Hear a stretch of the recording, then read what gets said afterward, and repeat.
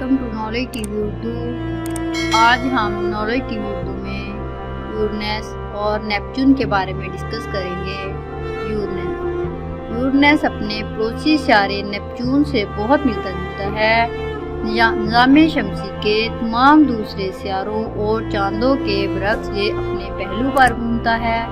ये ख्याल किया जाता है कि बहुत अरसा कबल एक बहुत बड़े जिस्म का इस सितारे से तसादम हुआ था।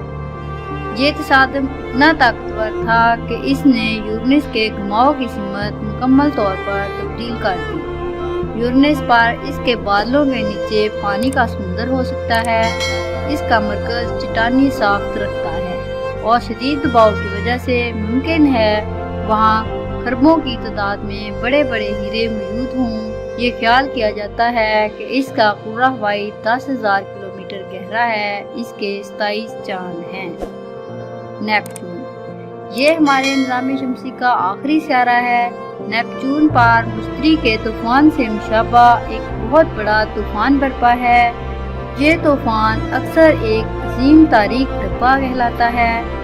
हम नहीं जानते कि ये तूफान कब से सरगर्म अमल है, क्योंकि वो हमसे इतना दूर है कि हम उसको अच्छी तरह देख नहीं सकते। नेपच्यून के 6 हाले हैं जो इसके गिर्द चक्कर लगाते हैं। सूरज से इस नीले सितारे का फासला 4 अरब 50 करोड़ किलोमीटर है। इसका एक दिन 16 घंटे और 3 मिनट का होता है और एक साल 164 अर्ब सालों के बराबर होता है। हमारे इल्म के मुताबिक नेपच्यून के 13 चांद हैं, जो कि नेपच्यून बहुत ज़्यादा दूर है। इसलिए इसके चांदों को हमारी दुनिया से देखना बहुत मुश्किल है।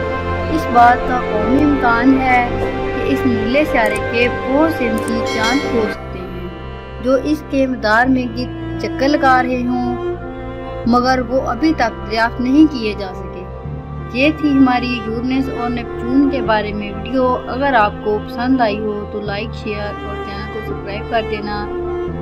हम दोबारा मिलेंगे नेक्स्ट वीडियो में नेक्स्ट टॉपिक के साथ। तब तक के लिए अल्लाह हाफिज़। Thanks for watching.